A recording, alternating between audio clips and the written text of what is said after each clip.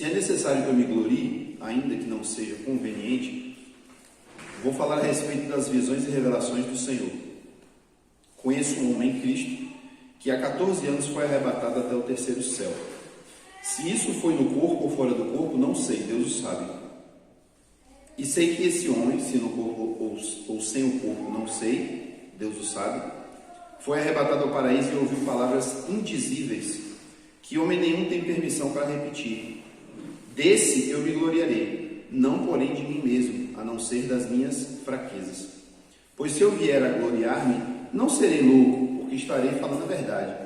Mas evito fazer isso para que ninguém me considere mais do que vê em mim ou do que ouve de mim. E para que eu não ficasse orgulhoso com a grandeza das revelações, foi-me posto um espinho na carne, mensageiro de Satanás, para me esbofetear, a fim de que eu não me exalte. 3 vezes pedi ao Senhor que o afastasse de mim. Então ele me disse: te basta a minha graça, porque o poder é aperfeiçoado na fraqueza. De boa vontade, pois, mais me gloriarei nas fraquezas, para que sobre mim repouse o poder de Cristo. Por isso sinto prazer nas fraquezas, nos insultos, nas privações, nas perseguições, nas angústias, por amor de Cristo, porque quando sou fraco, então é que sou forte. Fiz-me louco, mas vocês me obrigaram a isso.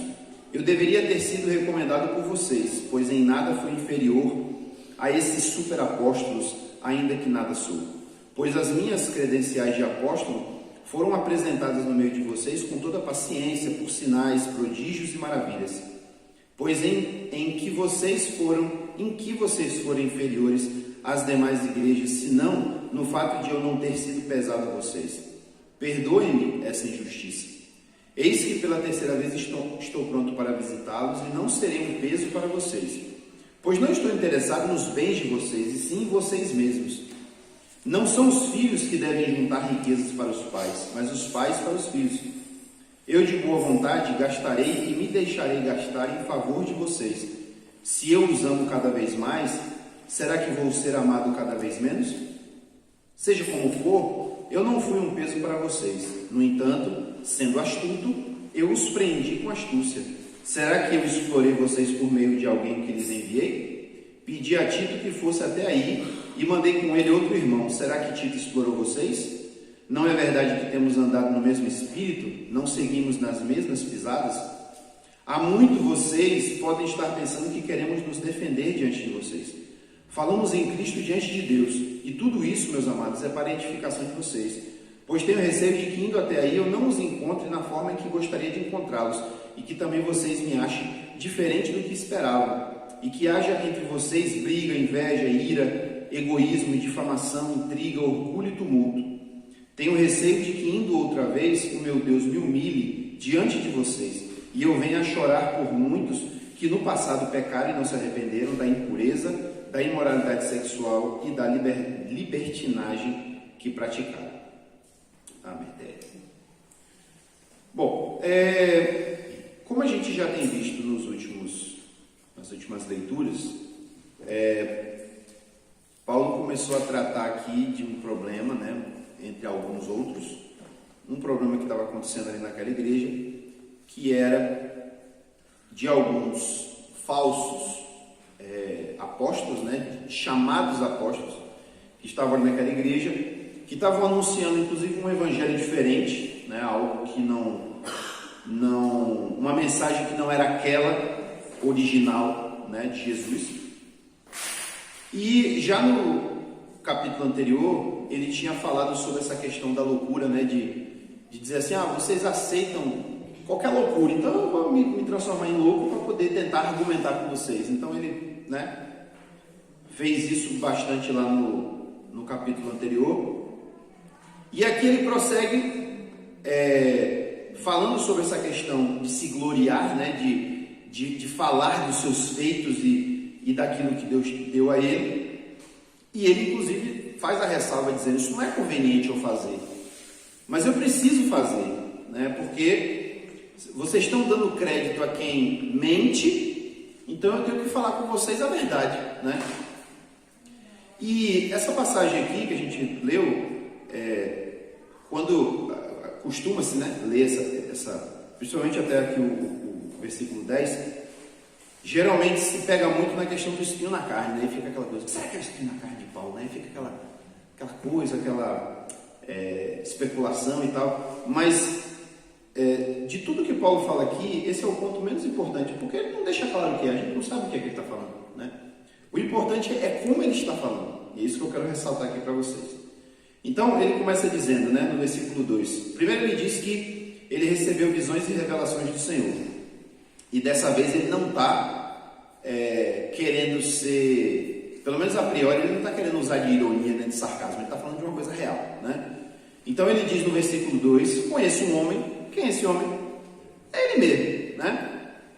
Eu conheço um homem, Cristo, que há 14 anos foi arrebatado até o terceiro céu.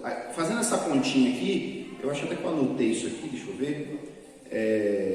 Essa carta aqui aos Coríntios foi escrita mais ou menos no ano 56, mais ou menos, é o que se estima, né? Então, essa visão de Paulo teria acontecido mais ou menos ali pelo ano 42, obviamente depois de Cristo, né?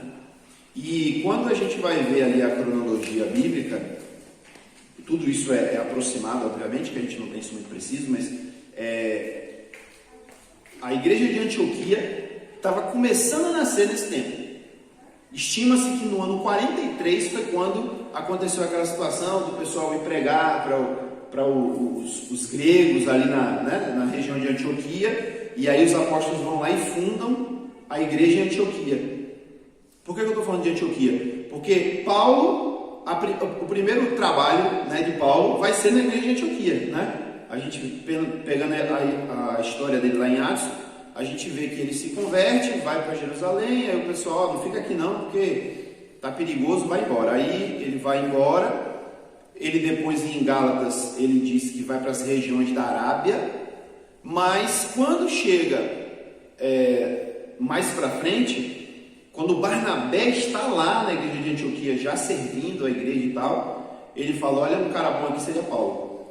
Aí ele vai buscar Paulo em Tarso, que é onde ele nasceu, né? Então significa, Paulo estava em casa, quando Barnabé foi buscar. Então, quando a gente faz essas contas aí, a gente chega à conclusão de que essas visões, essas revelações que Paulo recebeu, ele recebeu lá naquele tempo, quando ele estava ainda se preparando, né? Ele não tinha ainda exercido nenhuma missão, nenhum trabalho nem na igreja, estava lá, Deus sabe lá o que estava acontecendo, mas ele estava tendo as revelações de Deus. E é interessante que existe uma passagem aqui, eu não sei se eu vou falar disso agora, deixa eu ver.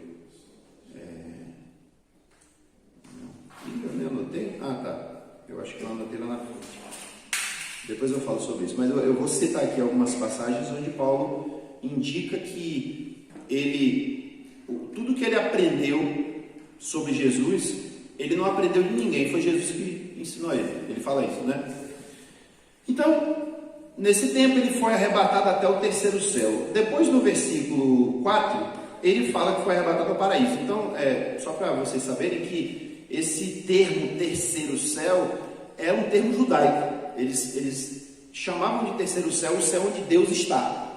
Então, hoje, falando de forma bem grosseira assim, é como se o primeiro céu fosse a atmosfera, né? É o céu onde os passarinhos estão voando, né? O segundo céu é onde estão os planetas, né? Lá mais em cima. E o terceiro céu é onde Deus está, que a gente não tem como ver, né? Então, no versículo 4, depois ele deixa claro o que significa esse terceiro céu. Ele quer dizer que ele foi ao paraíso, ele foi ao lugar onde Deus está, né? E aí no versículo, ainda no versículo 2 ele diz assim, se isso foi no corpo ou fora do corpo, eu não sei, Deus é que sabe. Interessante que o tabernáculo ele tinha 3 compartimentos, né? 2 compartimentos, o terceiro era onde Deus estava, manifestava a sua glória. O 3 é um número muito recorrente na Bíblia, né? Em várias situações. E aí, o primeiro ponto que eu quero destacar a vocês aqui é que... Foi em Gálatas 12, porque não recebi nem aprendi. Eu anotei aqui. É isso mesmo. Eu anotei aqui porque eu vou deixar para comentar isso aqui no versículo 7. Mas essa é uma e tem uma outra também. Mas daqui a pouco eu falo sobre isso. Sim, aí o que eu quero destacar aqui primeiro é que é o seguinte, ó, vai guardando isso aí na mente, porque daqui a pouco eu vou trazer isso de volta. Primeiro Paulo diz que ele teve uma experiência louca, né? Sobrenatural, assim, literalmente arrebatadora com Deus. Há quanto tempo? 14 anos.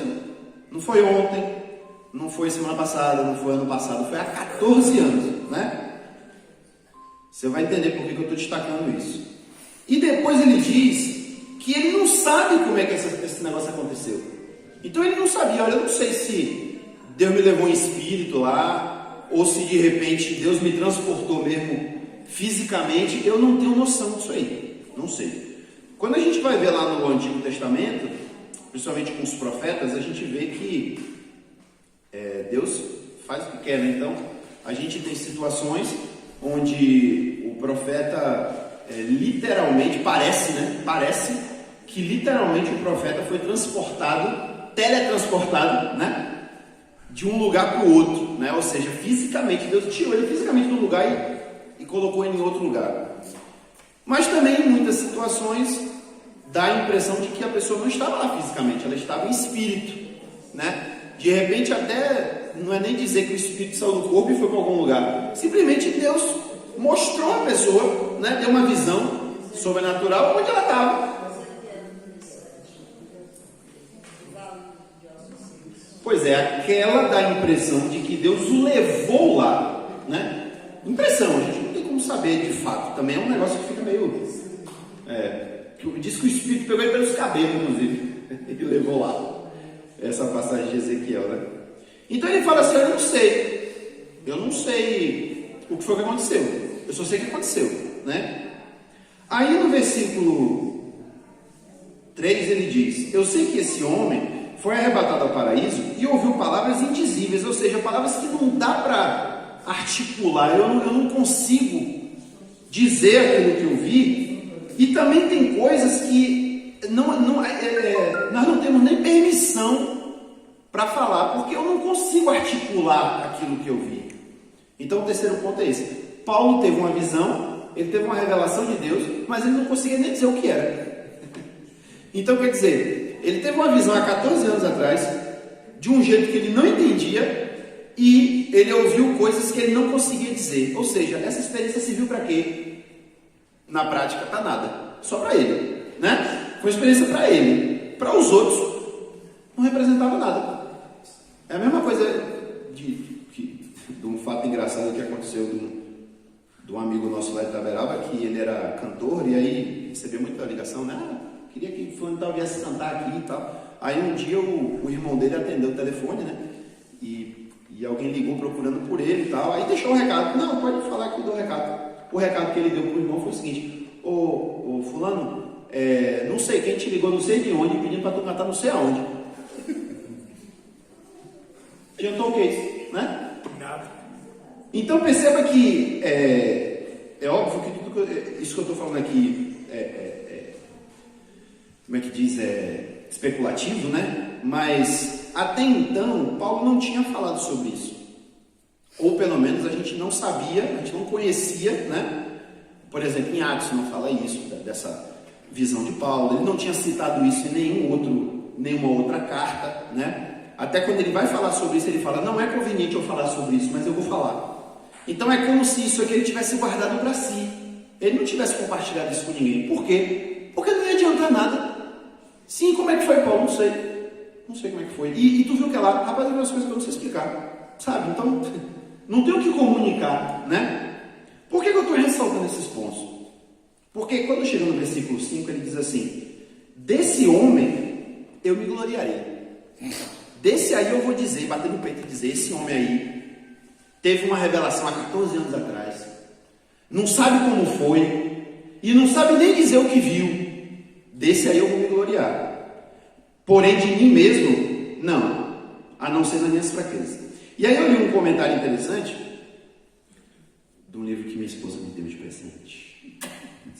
E aí o cara falava assim que ele na verdade trazia alguns pontos aqui dessas palavras de Paulo, e mostrando o seguinte, que isso acontece até hoje, então é fácil a gente entender que de fato isso é verdade. Que esses tais superapóstolos, né, esses concorrentes de Paulo, que ele já tinha dito anteriormente que são falsos, não são apóstolos de verdade, eles são falsos. Ele chega a chamar eles de ministros de Satanás, né? Eles eram mentirosos. Então, certamente esses homens deveriam vir contando vantagem de mentiras, dizendo, porque Deus nos deu a revelação, porque ontem eu estava orando e Deus me arrebatou e me deu uma visão, não sei o quê. E inclusive a gente até tem relatos até extra-bíblicos sobre isso, né? De como, por exemplo, os gnósticos, eles apelavam muito para esse lado sobrenatural, para convencer as pessoas do que ele estava falando era verdadeiro, né? Então, de dizer que Deus tinha mostrado alguma coisa, que ele tinha tido uma visão e tal. Então, olha que interessante. Paulo está dizendo, está falando de uma coisa que é extraordinária, porque ninguém aqui teve uma situação dessa igual a Paulo. Alguém teve? Alguém pode levantar a mão aqui e dizer que teve? Acho que não, né? Ele teve um tipo de experiência que talvez a gente pudesse, como comparação, pegar lá o que João experimentou, né? Quando Deus leva ele lá no trono, vê lá o trono de Deus e ele diz o que ele está vendo lá, né, no Apocalipse, ou como Ezequiel, né, que teve um tipo de visão espiritual muito particular, não era comum, né, aquilo ali, e ele vê Deus sentado no trono, né, ele vê como é que o trono de Deus funciona, ele vê até as rodas do trono de Deus, ele vê. E a explicação dele era, olha, tinha uma roda dentro de outra roda, cheia de olhos. Me explica aí, não sei. É isso. Ué, desligou? Acabou a luz? Então, ele teve esse tipo de experiência. Só que... Ué, será que a filha acabou? A filha.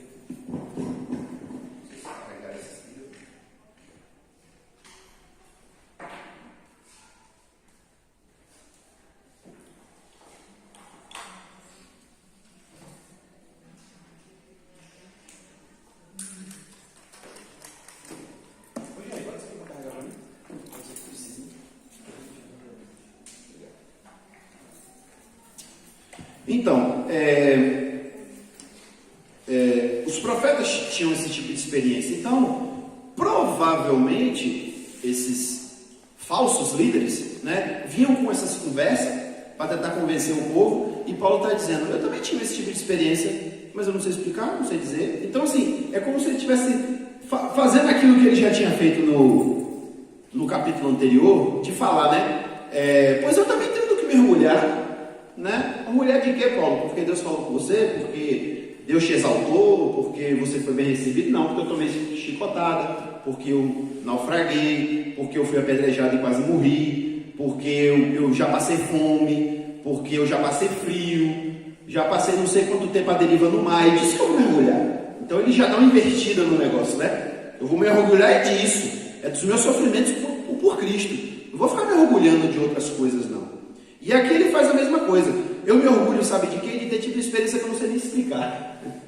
E, consequentemente, eu não posso usar essa experiência para que vocês pensem mais de mim do que eu realmente sou. E é o que ele fala aqui no versículo 6, né? Ele fala assim, se eu me gloriar disso, eu não vou estar sendo louco nem mentiroso, porque isso aconteceu de verdade. Mas eu não faço isso para que ninguém me considere mais do que vê ou do que ouve de mim.